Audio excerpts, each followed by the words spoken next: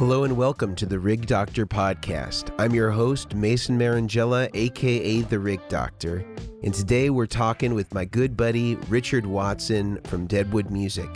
Richard is one of my favorite YouTubers and probably one of the most underrated YouTubers that I know, who's speaking about and demonstrating 80s and 90s guitar tones as well as a lot of other stuff all the time on his channel.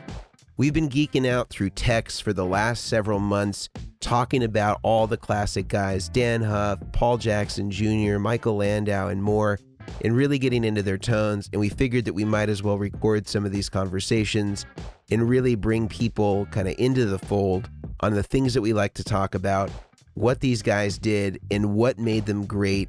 Richard even demonstrates some of these tones for us, shows you some of the common ways that you can get these different pedals that can kind of get you these tones, these 80s and 90s era tones. And then we dissect a couple of different session musicians. We also get into modern music, talking about the drawbacks of it and how things really differed between the way that session musicians were utilized in the 80s and 90s versus now. And then maybe where there might be some hope for guitar solos to be part of popular music again. So without further delay, I bring you Richard Watson from Deadwood Music.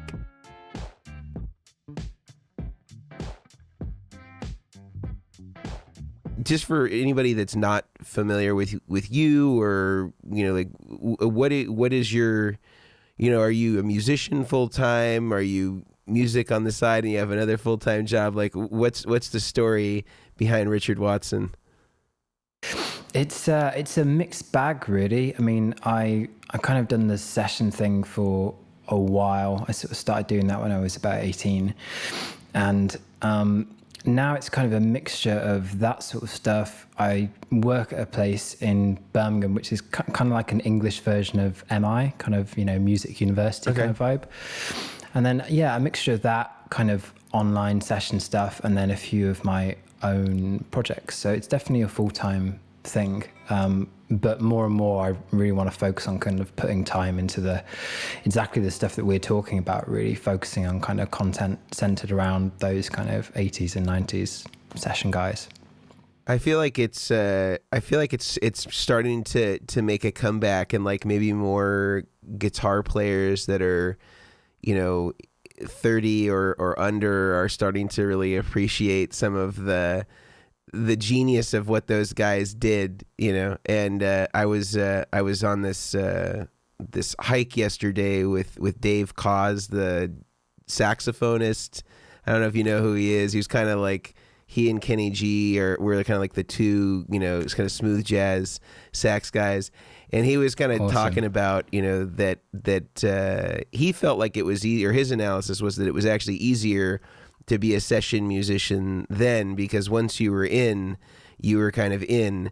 And now the session scene is so disaggregated that it's hard to centralize between the individuals that can actually come to a record, can put down really good things, and kind of have this roster of a revolving door of really high quality guys.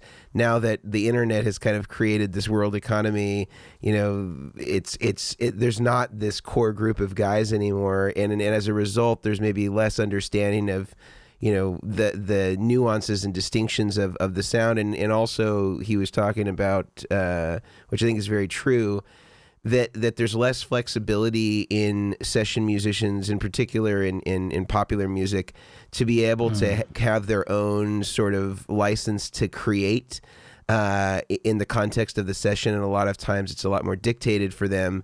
Whereas, guys like Lukather and Landau and Dann Huff, all kind of universally report that they almost had to be arrangers, and there was very little that was done. Even Dave Koz had said that, he was played with Greg Phillinganes. It was on all of those, Michael Jackson records that were produced by Quincy Jones. And he said that Quincy would just leave for like 6 or 8 hours and would just see what those guys could come up with. And so there was not a lot of built-in templated stuff that they expected them to do, and these guys really had to kind of create. And now it's a little bit different, is my understanding from speaking with other professionals, where it's much more structured, and it's rare that somebody would come to a Michael Thompson or a Michael Landau and say, just do you, I mean, those guys probably get it more than other people, but I think newer session musicians that are, your age or my age probably don't get the same opportunities to be able, because they haven't established, this iconic sound. No, I think you're absolutely right. And I don't think we'll really see a time in history like that again, which I think is one of the things that's so interesting about that kind of golden era of session musicians. They had to be of such a high caliber because of, what was kind of expected of them in the studio, both from like a playing point of view, but also reading. They had to have a great understanding of kind of theory and fretboard knowledge. They had to have amazing musical instincts. All the tones had to be there, and they had to work really fast. And pretty much none of those things stand at the same level of kind of importance now as maybe they did back then. I think, technology has a big part of it. We have the capability to, edit things to much easier than we would have back, when these guys were on tape. And the whole kind of like, reading and theory thing, it's just, it wasn't just kind of like a golden era of session musicians. Pop music, I think, kind of hit its peak at that point in terms of, it was just so well written, man. It's just like the sort of the harmony and the thought that went into the arrangements. It's just, that's the thing. I mean, obviously you can look back at it and it can seem sonically dated by some of the sounds and the synths and the guitar sounds and stuff like that. But in terms of actual musicianship and quality of writing, I still feel like in many ways it's kind of unsurpassed. I don't know how you feel about that, but kind of looking back on it, that's sort of my view. Yeah, I think I'm in total and complete agreement, and I think in some ways even the sort of the retro vibe of it is almost in some ways is contemporary again. I remember Tim Pierce doing an interview maybe 10 years ago where he was saying that chorus or flanger was illegal on when he was doing a record, and now I feel like it's a little bit more acceptable and there's a little bit more space. And I also think that somebody had kind of pointed this out to me. I was talking with some of these guys in Nashville, and we're all kind of friends with Tom Bukovac, and they were kind of explaining. I didn't hear this from Bukovac directly, but they were kind of saying that as country music has become more part of like the mainstream sort of crossover to pop, and there is more space there for like guitar solos to exist, and maybe for there to be some interpretation of how you're going to play through changes, or if you are going to play through changes that sort of outline the chords, and it's not maybe quite as diatonic as some of the ordinary pop stuff might be, that this might lead to some more space for other styles of pop music to be able to sort of include those sorts of pieces, and I'm hoping that that's true. And who would have thought that country music would have been the path back to that if that ends up being the case? But I hope that it is, because that's probably the only contemporary music style that gets radio play where you actually would hear a guitar solo throughout the course of a song. Yeah, I've sort of felt like Nashville is probably one of the last great outposts for that kind of caliber of musician. I mean, you see it with the stuff that Tom Bukovac does is wonderful when he kind of like will do an inside look at Blackbird Studio, but you realize how good those guys are, and that's kind of probably why they're still working with the frequency that they are in those kind of environments, in those sort of big budget recording studios. And yeah, man, the standard of playing in that town is just crazy, and I think that's a wonderful thing. And I think, yeah, man, you're absolutely right. I think that perhaps that's our like beacon of hope. Yeah, and I see during the pandemic in particular, I've seen so many people relocate from LA to Nashville. Like some of the best guitar players that I knew in LA have relocated to Nashville, and I think that a lot of them see the writing on the wall and sort of the impossibility for LA to be a place where anything other than really highly produced music can really exist. And that leaves very little space for a guitar player. And if you are a guitar player, you're going to be kind of relegated to an Axe Effects or a Kemper, where you're sort of more ornamental to the actual music and not really the driver. Absolutely. Yeah. So, in kind of studying the kind of the session greats, who would you say? I mean, you've done these really cool videos that I think everybody should check out, where you sort of do a deep dive into like individual sort of session musicians. Like you look at Landau and you look at Dann Huff, and you kind of dissect pieces of their catalog and stuff and records that they've played on, and then reinterpret it. Who would you say of these session musicians is the most difficult to sort of encompass or encapsulate their vibe and trying to kind of recreate some of those guitar parts? That's a good question. I've been wanting to ask you this for a while. So yeah, I mean, maybe someone like Paul Jackson Jr. I think is the hardest, because he's kind of, his style of rhythm playing is so unique, and he's got such a perfect pocket in the way he plays, and it's just that sound, that clean sound. I don't know how he gets it, but you can kind of get close. But for me, yeah, that's kind of, he's probably the hardest guy to try and emulate. I mean, it's funny with stuff like the Landau 80s sound and the Huff stuff.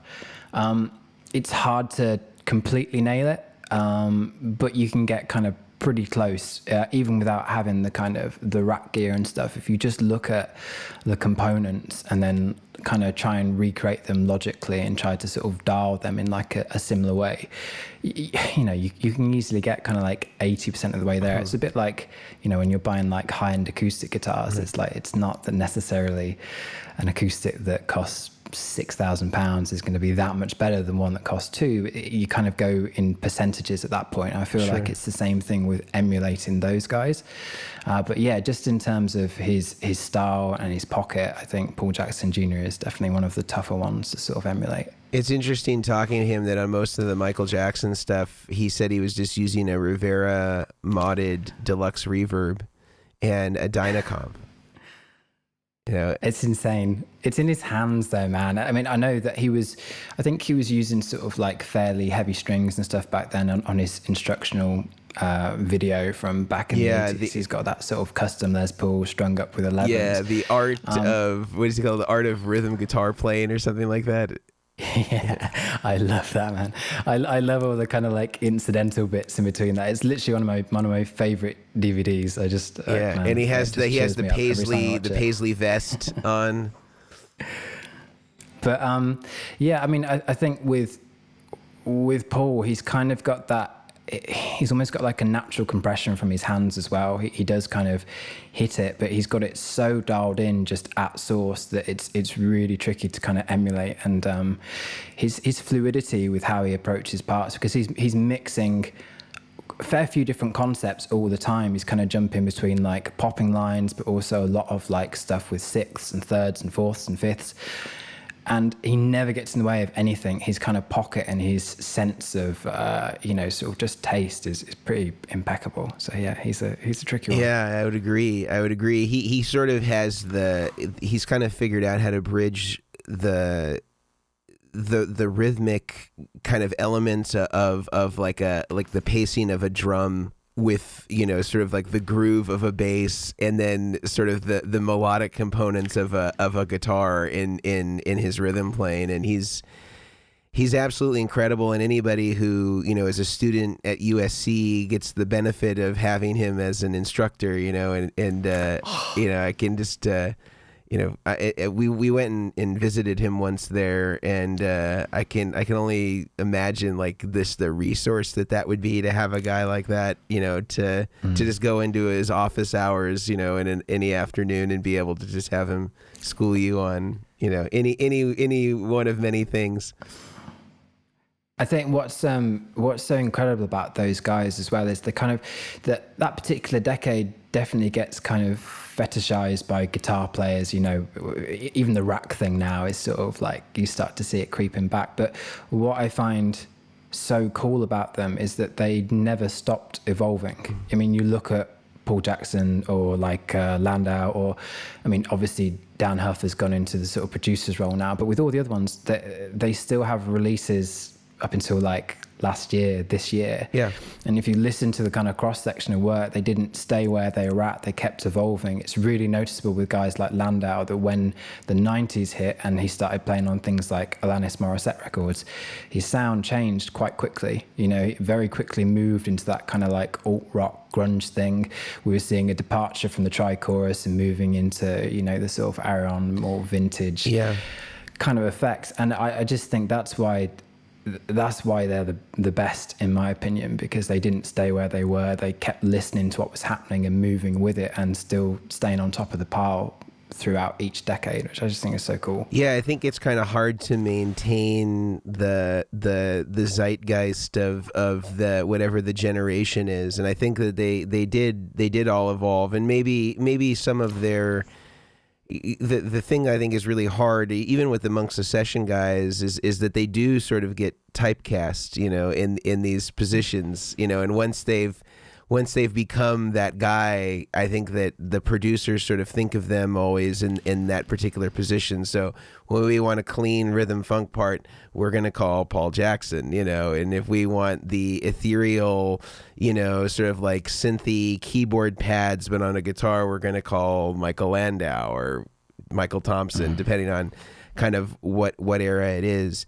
And, you know, having been in the room with a lot of those guys during sessions, I went inside. I stayed a whole day inside Sunset Sound with Michael Landau and Michele Canova, who was producing an Eros Ramazzotti record, and just hearing Michael Landau do it. And it's sort of like, it's crazy to see when he's doing these takes.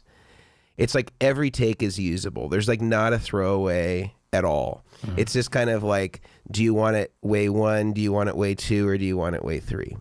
You know, and so the takes are really more for variety and not so much for being incomplete or having some sort of mistake that makes it not a usable part that needed to be punched in. I mean, I think punch-ins were to double things, or were to, you know, create, you know, some sort of like counterpoint or something like that to like a lead up into a chorus or something like that. But it's pretty incredible. And same thing with Michael Thompson. It's like these guys are just so efficient in such machines, like when they're locked in. And it's having filmed a lot of guitar players and having to do demonstrational videos, you know, whenever we've done stuff with those guys, it's the same thing. It's like it's so effortless for them. You know, they're so practiced. And I think that's maybe part of the thing that gets overlooked with their skill set, because I think other guitar players might listen to some of these guys and kind of go, well, there's not the pyrotechnics of certain hero kind of players, but it's not about that. It's not just about that anyway. It's their just incredible kind of musicality and consistency. It's something that Tom Bukovac talks about. You know, you see him play a simple kind of acoustic part running through like a country track, and you go, it's just, you know, cowboy chords or whatever. But you try playing that and staying perfectly in the pocket for like 4 minutes. Yeah. And suddenly it's not so easy. And I think that's the thing that sometimes people miss about those guys. It's just their skill set is so dialed in, man. It's just so cool. Yeah, they're really great editors, I think, of like what to do, you know, because obviously they have these incredible toolboxes and they almost have to censor sort of the output to meet the needs of the song, you know, because the younger player might have the temptation to just, you know, just shred all over it, you know? And so the restraint that comes with the wisdom of those guys is kind of incredible. And what about like so you talked about Paul Jackson as being kind of one of the guys that was tough to emulate. And I think, you know, it's kind of interesting because gear wise, it's pretty simple for the clean. Like again, like the Rivera Deluxe, the Dynacomp, and he told me that on most of the records like that, he used a Valley Arts Rosewood Strat that weighed like 15 pounds. So a really heavy Rosewood Strat, and he said it has no sustain, which made it really perfect for funk parts or in 16th notes, because there's no sustain that comes off the guitar because it's so heavy. And it had Bartolini pickups, which kind of have like an acoustic-y vibe to them just in and of themselves. They almost kind of have like a direct kind of vibe to them, almost like a piezo. And that was kind of like the magic. And that was what he used on Daft Punk and all that stuff as well. Same guitar, same setup. But what about like guys like Dann Huff? Like, what would you distill kind of like if you were a player, if you were recommending to somebody who said, I really like the Dann Huff thing and I want to have like 3 elements to his tone. I'm wondering if maybe you can talk about what those 3 elements are. And if you have the ability to bring in the guitar, maybe you could like let us hear kind of what that sounds like. Like if we said 3 critical elements you'd need if you wanted to have the Dann Huff lead sound. Ooh, yeah, man. Good question. I mean, you're making it tricky sticking to. I mean, to be honest, the board that I've got down here at the moment, it's pretty small. It's only 6 kind of pedals, but I mean, it's going to be kind of the right type of overdrive is going to be important. The right sort of saturation, sort of sizzle is definitely going to be like an important component to getting like part of his sound.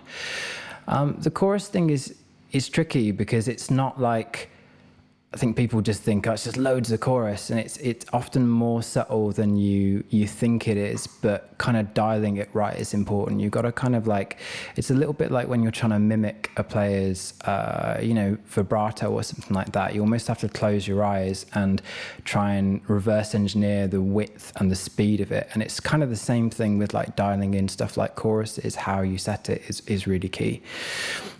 So yeah, it's going to be a distortion. It's going to be a chorus, and it's probably going to be a delay more than anything. If we had to sort of pick 3, that's for the kind of drive side of it. With the sort of, that clean sound, this is another thing that I think sometimes people not misunderstand, but there's always a hunt for like that tri-chorus sound. And I think people are always looking for like the one magical pedal, not necessarily understanding that you're really hearing the combination of a few things, and that's that sound. Right, the micro pitch is critical, Yeah, exactly. The sort of that sort of snappy DBX style compression is really important. Keeping things pretty clean, because a lot of those 80s sort of clean sound almost sounded DI. They were so sort of clean. You see that, like, because you sent me a few examples of isolated Dann Huff parts, and it's amazing the transition from sort of late 80s to mid 90s, how they gradually become more and more amp-like, but they sound very, very immediate and very kind of direct in sort of late 80s sort of period. So the compression is like a huge component of it, the right type of chorus, but also how you EQ it, either at the amp stage or if you're using like a sort of post EQ. Again, that's kind of really vital. It's almost easier to get that with something like a Kemper in some way, to get that super immediate kind of DI thing, but you can do it with pedals as well, for sure. So what do you use if you're going to go kind of with what you have to get like a clean Dann Huff tone? I'll show you. This is my little Vertex board that I've just put together, my little session one. So I've got it's mostly stuff from the Red 7 guys, and I know you're just putting a board together with one of their pedals at the moment. Yeah, the Little Wave chorus.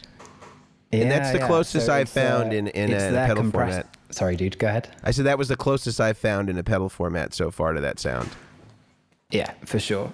So I'm using their compressor, which is called the Complon Pro. It's kind of like an optical style compressor, but it's got this like coil saturation system thing in that kind of mimics like an output transformer. I found that's pretty good for the sort of snappy DBX thing. I'm using a Flint on the sort of 80s sort of setting.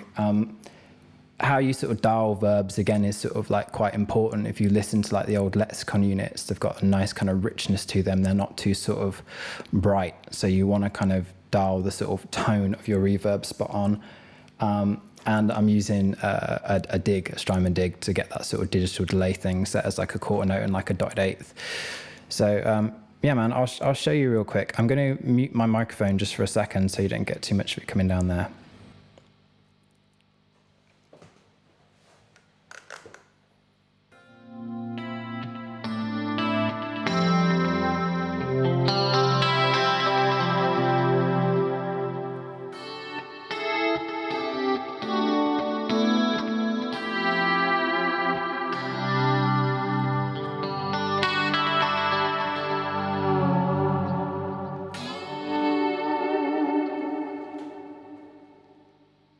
There's that kind of vibe. It's probably more Landau than Huff in a way, but I kind of they're subtle sort of tweaks to get from one to the other. Yeah, I think that they're certainly in a similar wheelhouse. I think everybody was going for that, but I do think that what you're saying about the tri-chorus thing is sort of an interesting thing. As somebody that I've made a few really pretty close in fidelity.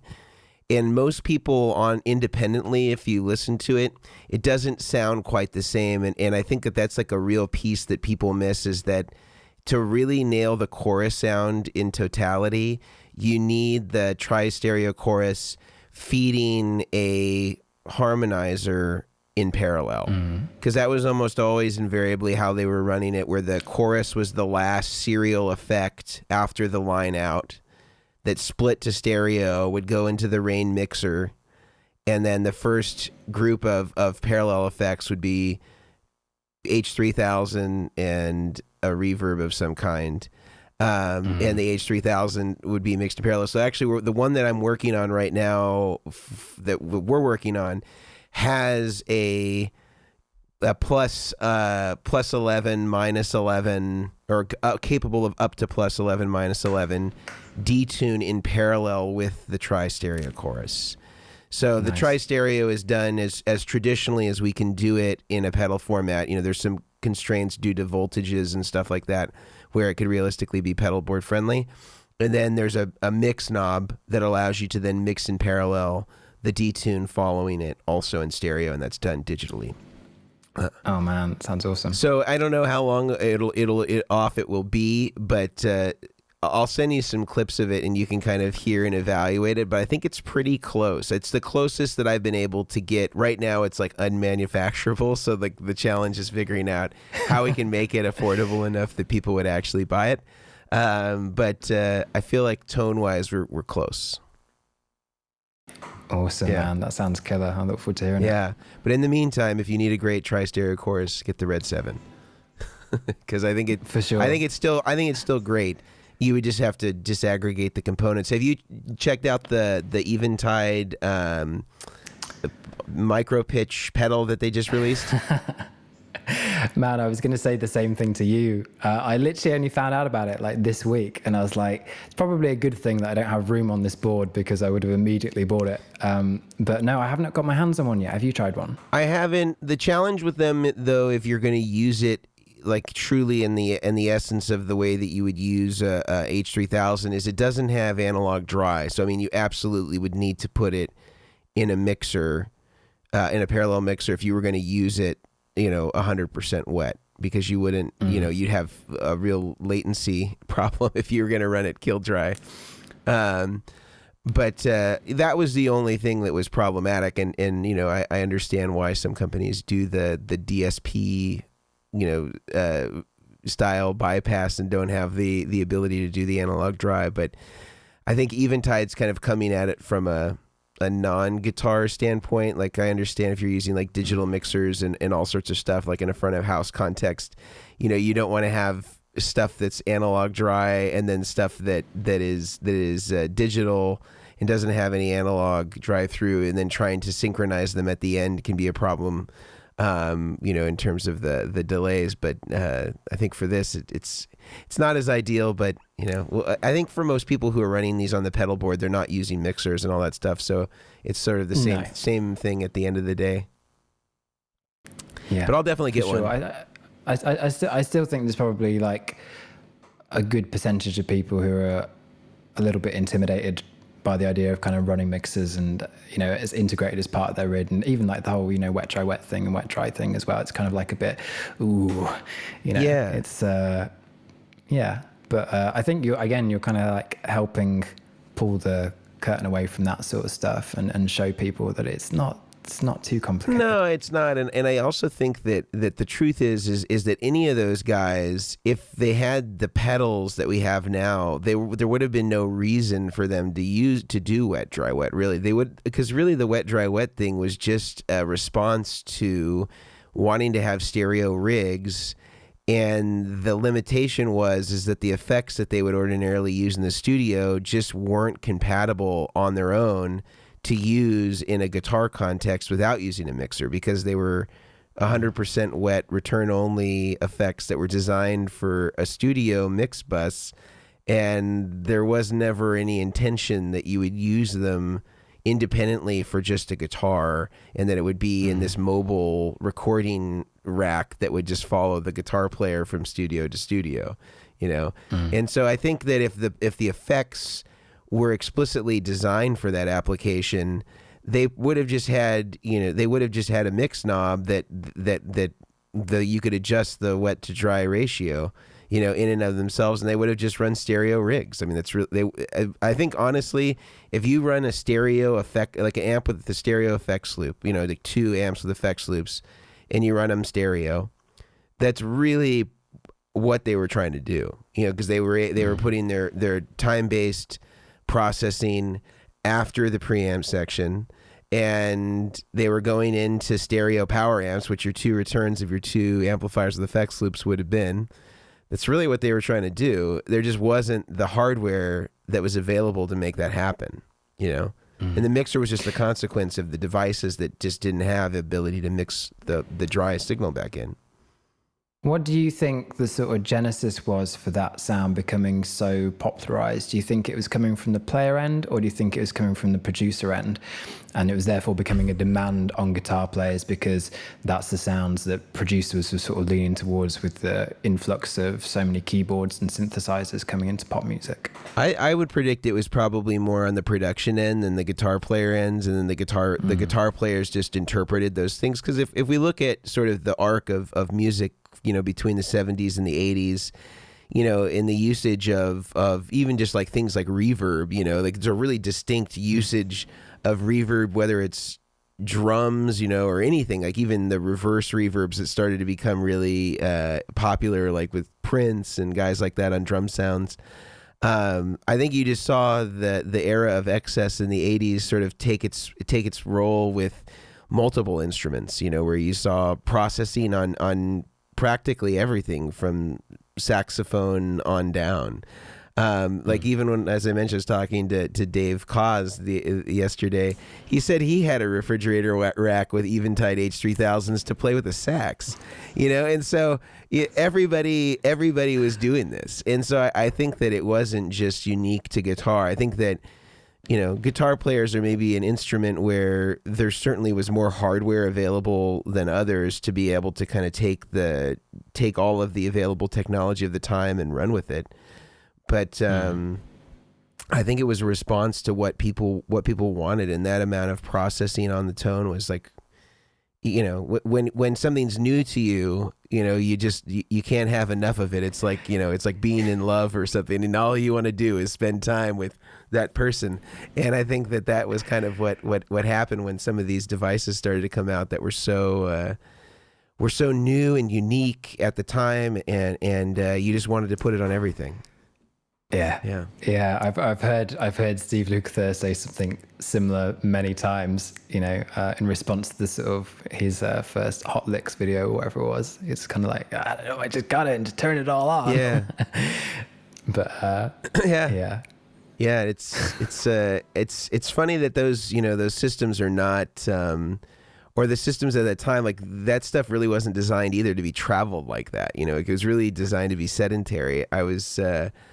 I talked to Carlos Rios, the guy that played on a lot of the Lionel Richie stuff and Stevie Nicks stuff, and he said that that the gear would break like all the time. Like you'd take a rack rig overseas, and it was just like a nightmare. And it wasn't because of the build or anything like that. It was just that like the gear physically just couldn't withstand being moved and carted. From, for 200 dates a year or something like that. It just couldn't hold up. It just wasn't made for that. No, man. It's meant to be racked up in a studio, not flown all over the world, for sure. Yeah, so he just said, sometimes his 2290 would just be like, it would just be held into place by a ribbon wire, that was just barely kind of like keeping it on there, because like all the screws that held the circuit boards had just rattled loose. The washers were just floating around inside the rack, and so he just said that it was kind of a mess and a nightmare, and that it wasn't an ideal way to to use this, but nobody really, they didn't really know what else to do. They needed to get those sounds that were on the records. There wasn't really there was no pedal alternative to try to do it. And this was the consequence of the time.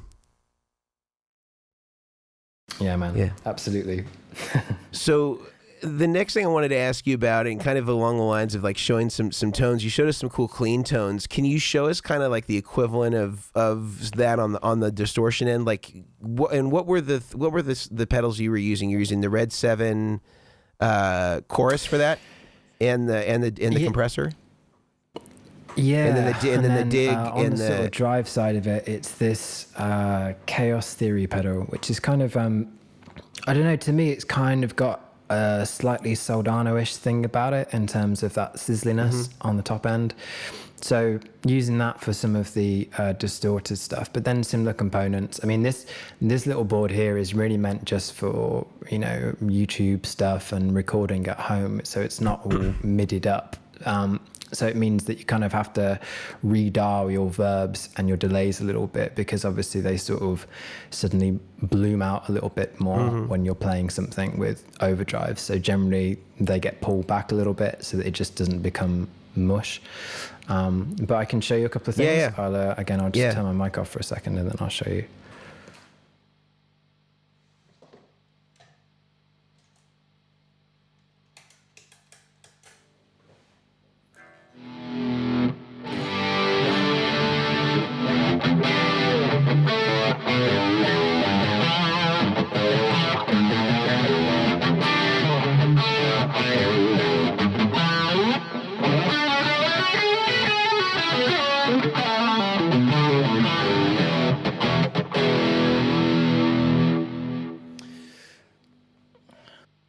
So, I mean, it's kind of like, it really depends what you're doing. If you're kind of doing rhythm stuff, you want to keep your delays out of the way. You don't want it to be kind of over modulated. And a lot of the time, it's that thing of when you're overdubbing, it's not about having one perfect guitar sound. It's kind of trying to get, a few sounds that contribute to one great guitar sound.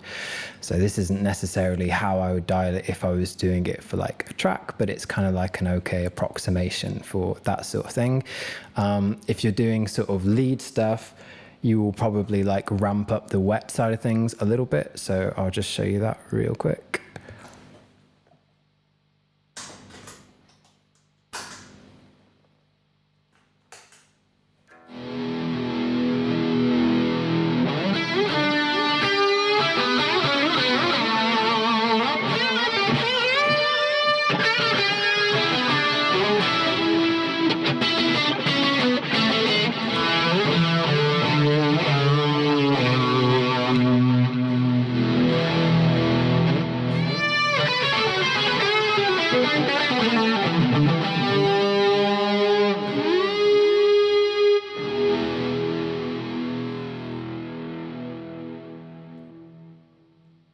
Kind of vibe.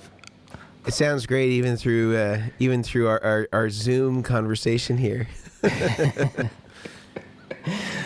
Yeah, man. It's all fun. You can kind of you can really go to town with it, and you can sort of ramp up the chorus side of it.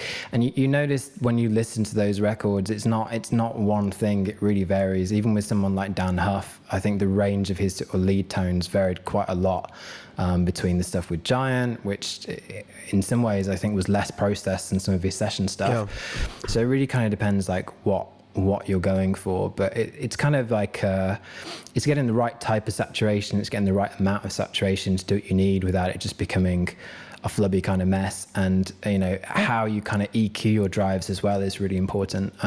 Even though I'm just playing in a room to you at the moment, I'll still kind of EQ it as if it were going to sit in a track. So we're cutting a lot of bass, we're boosting mids, we're kind of getting the treble to try and sit at that point where it's going to cut through everything else.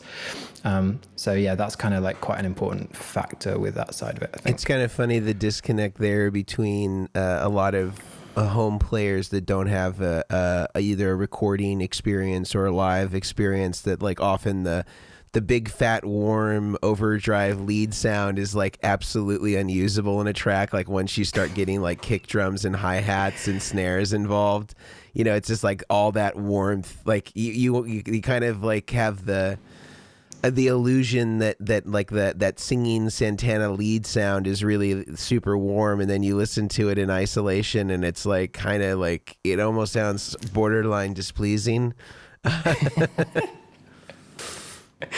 Yeah, that's a good way of describing it, for sure. But yeah, I think we all do that. I mean, I did it. I'm sure. 13-year-old me hearing Appetite for Destruction thought, my God, that lead sound is huge. Yeah. And so you get your multi effects unit and you put everything on 10. And you go, yeah, that's definitely how it's done.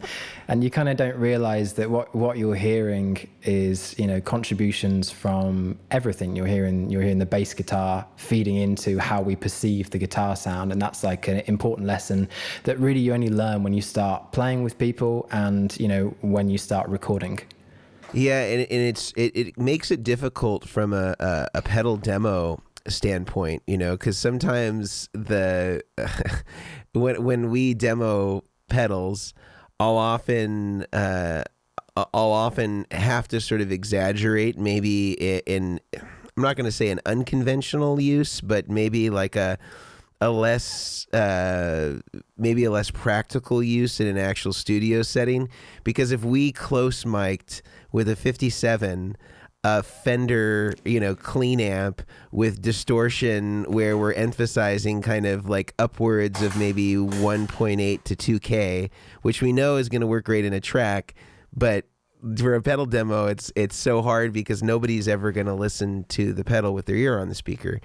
With a microphone that already sort of exaggerates upper mid range, but you also want to try to give the perception of, you know, in a room with that effect. If you were, you know, listening to it strictly for your individual pleasure and not at all in the context of a band or in a mix, that this is how you would probably want to hear it. And negotiating that is always kind of a challenge because I understand from a professional context, you're probably listening for a different thing than somebody who's sort of an ordinary consumer of a pedal. Yeah, for sure. It is a really tricky one because I'll kind of, I'll do pedal demos from time to time as well. And I'll always kind of put it in the context of a track because I think that's kind of what you're aiming for ultimately. But you'll always get guys who are kind of like, oh, I just want to hear the pedal, you know, I don't want to hear the drums and this and that. And it's kind of like, yeah, but it's that thing. Like I think until you start recording yourself a lot, or until you start listening back to live recordings of you with a band, or until you start dealing with sound engineers and stuff, you just don't get that stuff. You know, you look at a band almost on like a sort of a spectrum of like a graphic EQ, and you have a very specific place where you're supposed to live. And if you start occupying too much of, you know, where the keys player is sitting or the bass player is sitting, a sound engineer is just going to cut all of that stuff anyway. So the more you can dial your sound to sit in that kind of optimum place, the happier you're going to keep everybody, and probably the louder they're going to put your guitar in the mix if they're mixing you in like a live environment or within a track. So it's a tricky lesson to learn, but it's one that's worth learning, I think. Yeah, I always like how I sound better when I'm not being recorded. In my head, I sound so much better, and then I listened to it. I was like, "Oh, that's awful," or you realize how bad your timing is. You know, that's always, you know, it's always confronting to see you're playing with all of its warts, and that's typically when it's recorded. And this is also why, you know, we do things like the cable shootouts, or there's any sort of evaluation that I'll make of gear. In terms of how cables might sound or these things, like anecdote is so, it's such an easy out, but it's such an imprecise measure of how something actually works. Sorry, I lost my camera here for a second. Let me turn it back on.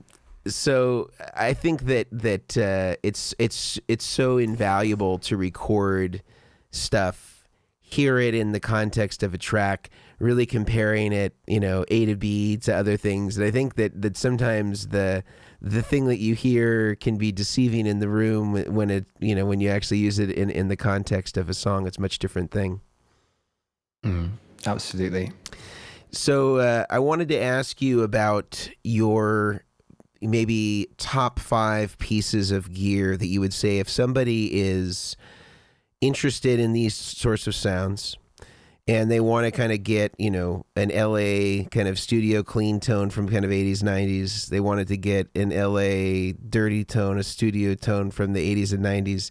What would you say are sort of the 5 quintessential pedals that you would recommend? These don't necessarily have to be ones that you use, or maybe they are ones that you use. But what would you say is like kind of like a good maybe starting point for people to kind of start to go down that road if they wanted to experiment with some of this stuff on their own rigs? Okay, I can already tell you I'm going to stray from your rule of 5, but I'll do my best. Okay, no, this is just a loose template, so feel free to go over. Okay. Yeah, I think, compressor-wise, apart from the one I'm using now, the Compulon from Red 7, the other one which I feel like kind of can get you close to that is actually the sort of like mini ego compressor that Wampler do. It's useful having this sort of option to blend in your dry sound. It's got a sort of speed setting on it, so you can have it as like a very fast kind of attack time, which again is great. Ultimately, what you're kind of going for is that DBX style thing, and as soon as you play through a real DBX, you're like, right, I get it. That's the sound. Even if you're DI'd into like a mixing desk, but you're going via a DBX 160X or A or something like that, you're like, that's the sound. That's the sound from the record. So yeah, I found the Wampler to be pretty good for that. Chorus wise, man, there's a lot of good options out there, and there's quite a few kind of claiming to sort of do the tri-chorus thing. From those I've tried, I have found the Little Wave to probably be the easiest to get to that sound quickly. And the fact it's kind of got like the dual modes in it is nice, because you can have a sort of more classic vintagey chorus sound on one side and then your 80s sound in the other. So that's a safe bet. Where am I? Oh, that's a 2, right? Overdrives. I think if you're kind of trying to build like a palette of those sort of sounds, it's useful to have like a couple of different gears. If you look at someone like Dann Huff, one of his favorite kind of overdubbing amps was the PV Classic 50, right? Which is like, that's not a massively modern sounding kind of amplifier. So something that simulates that kind of gain structure is going to be good. The Animal OD by Rocket has been like a favorite of mine for a long time. It's nice that you have the option with the snarl switch to kind of change between a sort of slightly more vintage Marshall to something more modded-ish. So it's pretty versatile for those kind of sounds. Other good overdrives. It's tricky. The Atomic OD from XCS is pretty good for that kind of thing. I found the Cinvatec pedals cool, but they're like a little bit modern sounding in some way. They're a little bit too kind of fizzy on the top end to get it's right kind of saturation, but not quite right sort of EQ wise. I played your dynamic distortion actually last time I was in LA, and I thought that was absolutely killer. I've been meaning to pick one of those up for a while, so that's definitely like on the list for for that kind of Landau thing as well. And then on the kind of time-based side of stuff, really you can't go wrong with anything Eventide, I don't think. I've been a massive fan of their like time factor pedal for ages. I've just picked up a H9. It's very easy to dial in those sort of sounds. And they're obviously such powerful pedals that they'll work for a bunch of things, not just the 80s thing. For specifically the 80s thing, I like the Dig a lot, or Dig, I don't even know how to say it, but it does that kind of, immediately I'll get loads of people going, no, it doesn't, but it does that kind of 2290 thing a little bit for me, I think. Have you got to the flight time at all from Free the Tone? No, I've been reading about it. I haven't actually got my hands on one yet. Have you had a play? Yeah, I have one. I mean, it's like a 2290, and then it's like it's a mono delay. So you realistically you'd have to get 2 if you wanted to be a proper stereo rig. But it does sound very good. It does sound very good, and I think it's very realistic to the 2290. And I have a real 2290 as well, with all the bells and whistles and the extended memory and all that stuff. So it's great. I think it's really fantastic. I think another one that's actually really underrated for that kind of thing is the Providence chrono delay. Is very much along the lines of kind of the essence of the 2290, and it was designed by Yuki, the same guy from Free the Tone that designed the flight time. So he used to work at Providence before starting Free the Tone. Very cool. Yeah, and also I was going to tell you a recommendation on the compressor. You know that the Keeley GC2, the small black one, that is like the same chip as the DBX stuff. It's almost the exact same thing as the DBX 160. I had heard that. Yeah, I had heard that. It's another one that's been on my list to sort of to check out. I'll have to. They're very reasonable secondhand, under $200, and they're really great too for that thing. And another one that I've been liking too a lot that's fairly small, like the Wampler Mini, is this Mirage RAF compressor. Have you heard of these? No, I haven't. Yeah, I'll send you it. The company's called Effects Engineering, and it's just 2 knobs. And it's very simple. It sounds great. And another one that I like too, that's not exactly a DBX, but it's a nice optical, is the Optocompulator from Demeter.